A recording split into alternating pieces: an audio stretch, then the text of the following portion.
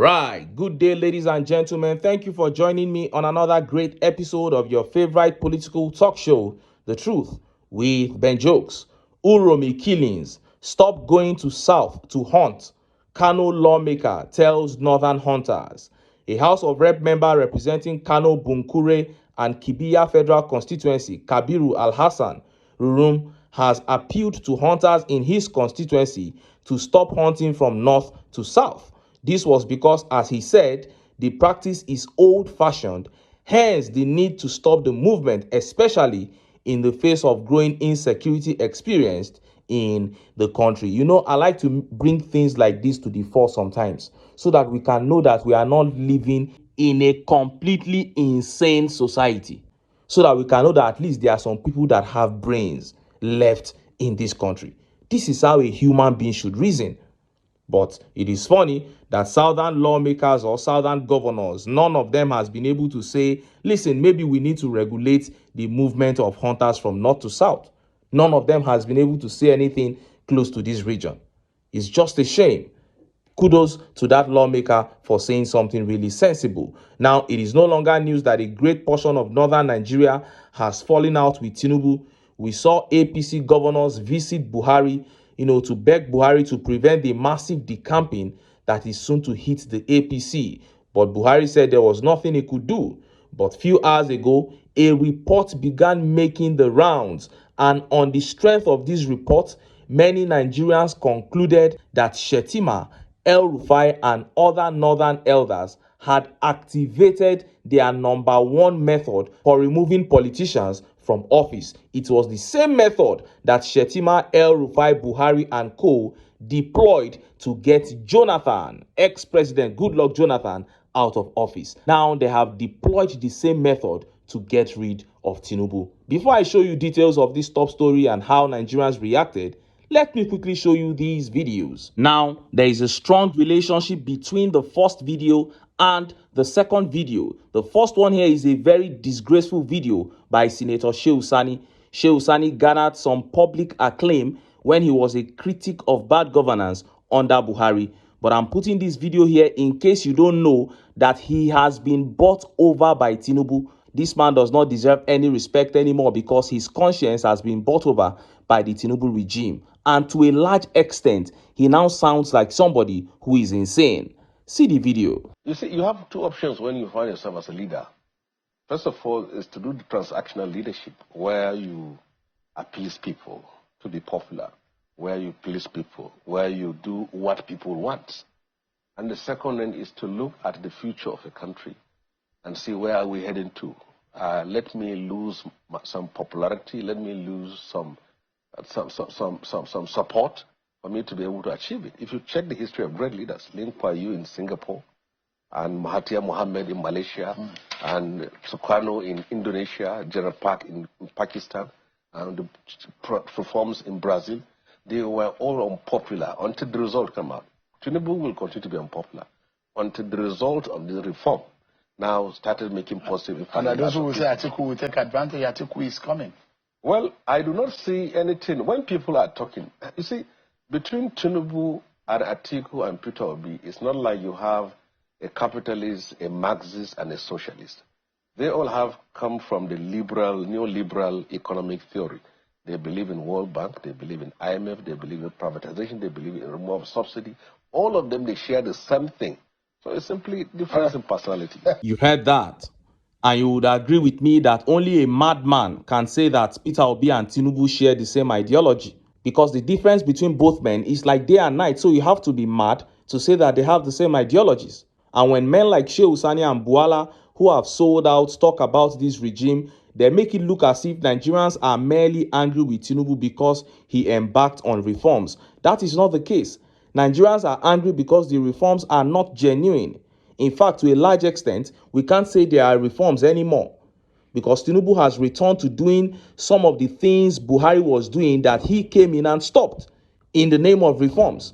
Only that he is spending more than Buhari doing those same things, and his results are not even half as good as Buhari's results. For instance, the floating of the Naira.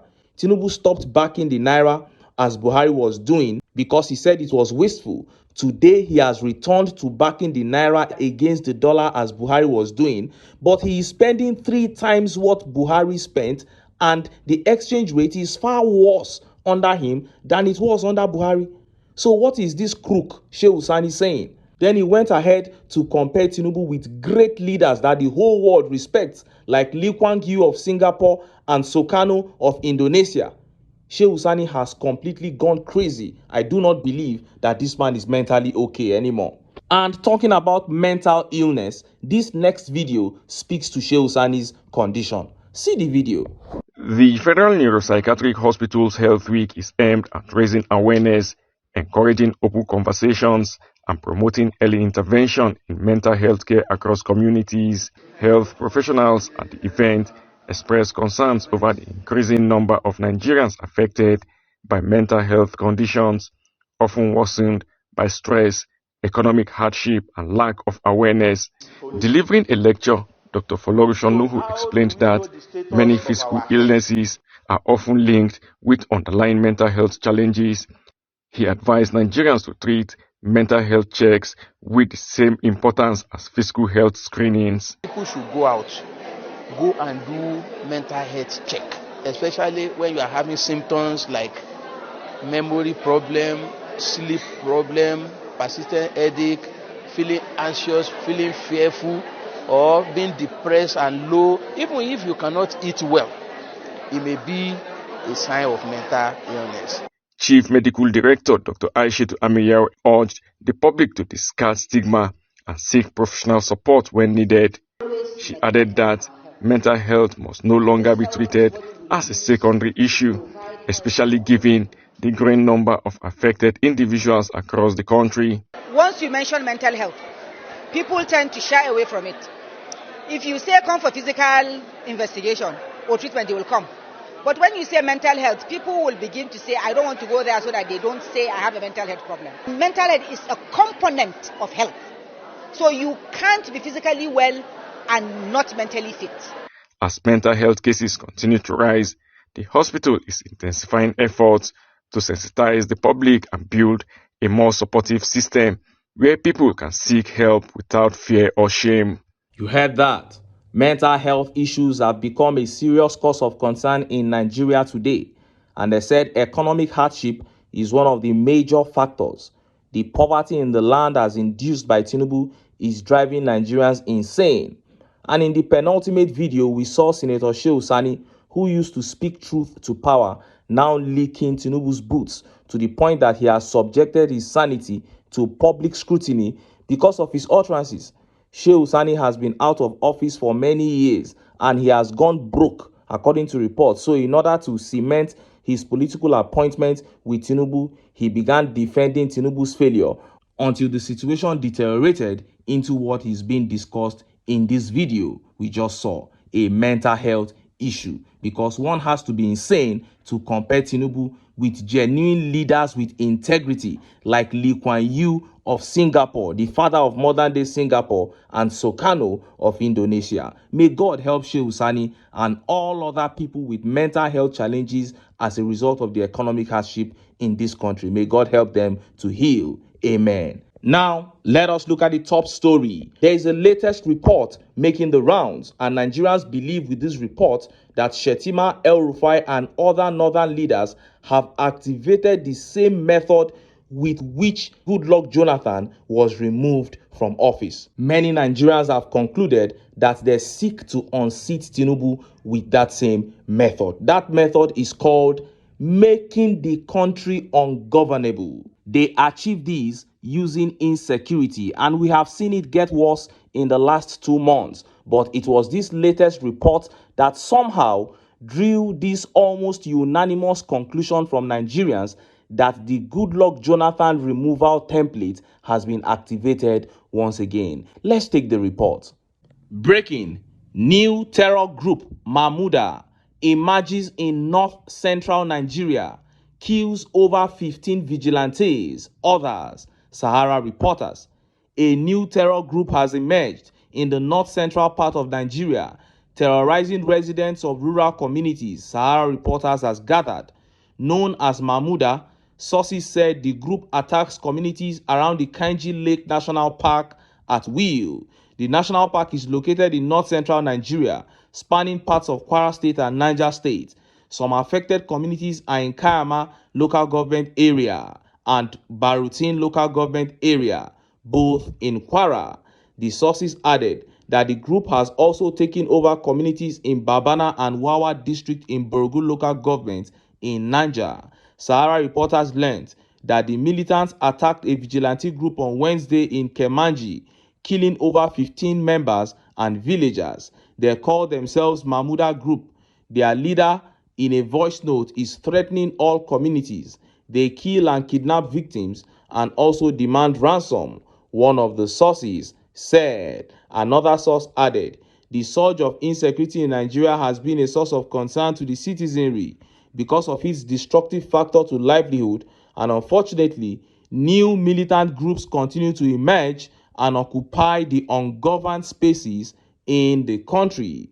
With the Kainji Lake National Park left unguarded, the loggers, fishermen, and hunter groups take the opportunity and start enjoying the common good of the citizens from their personal gain, the source said. And look at how Nigerians reacted. Let's take some of the tweet reactions. This tweet here by Paul says, the truth is that we are yet to see the bigger picture of what is happening in the country. Shettima and El Rufai are already at war with Tinubu and have unleashed their boys on the country, but we have failed to observe or realize what is going on. Of course, we know what is going on, but we don't care. We only care about that house called APC crashing down. That's all we care about right now. And this tweet here by Better Person says, the CPC faction has activated their opposition, the type of opposition they know best. That is it. The Buhari faction, the Shettimas, they have activated their style of opposition against Tinubu. And Alexis here says, if they want to remove a president, they come with this strategy of a lot of terrorism everywhere. Good luck, Jonathan. The same thing, Buhari. It didn't happen too much because they wanted him. Now, Tinubu's own is becoming to be like the Good luck, Jonathan regime. Let it be. I don't care at this point. If you took my mandate, then I don't care if you are going to lose your own by any means. And Realist here says, once you start seeing terror groups emerging all over the north, the political season has been activated. Just hold their political elites accountable. Who are you going to hold accountable? The APC did all this in 2014, and Tinubu was working hand in hand with them. So what kind of accountability are you talking about here? And we all know that Shettima, El Rufai, and other northern elites have strong connection with these gunmen, bandits, Boko Haram, call it whatever. And their presence in the north central is a clear repeat of the pattern they deployed under Goodluck Jonathan.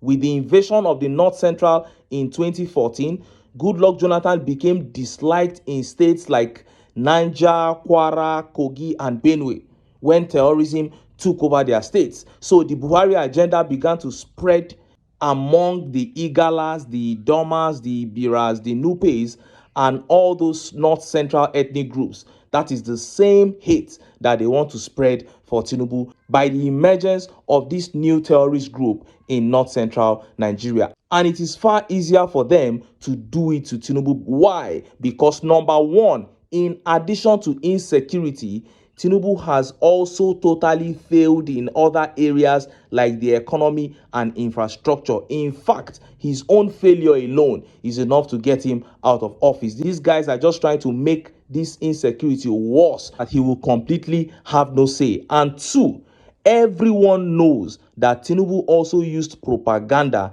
to unseat Jonathan. They know that he also played this game with his other APC friends to unseat Jonathan. So it is just like payback time for him. And of course, let us be clear about this. I am not rooting for Shettima or El Rufai. I don't want them anywhere near governance. You know my position. I am after the disintegration of the APC, because the way we are going as a nation under the APC is more than terrible. If we can't get the APC out of the way, we are in trouble. Get them out, we can begin thinking of how to make things better. But with the APC, things can only get worse. Because first of all, they will not even accept, they will not accept that things are bad and things keep getting worse. Imagine 52.2 trillion naira added to our national debt in just 23 months under Tinubu. And just yesterday, they announced another $17 billion loan from World Bank. Do the math at the current exchange rate, that's about 25 trillion naira or thereabouts. Add that to 55.2 trillion. What is happening to this country? What is happening to us? Before the APC, I didn't know that it was possible for us to use our resources to take loans in cash. But these guys began using our crude oil to secure loans ahead. Now we have loans already secured, already brought into this country, monies already embezzled. And these loans are going to be paid over 20 to 30 years. In some cases, crude oil have been used to take these loans ahead until around 2030, 2035. If Tinubu is allowed to go beyond 2027, our crude oil may be used to take loans ahead up till around 2070. So what are we looking at? Nigerians must cast sentiments aside and come together to get the APC out of power if we still desire to have a nation at all in the near future. But until then, make I still enter town, make I go get some ogbonge political news wey una go like. Why? Because of una na I dey here, so don't go away, don't go away.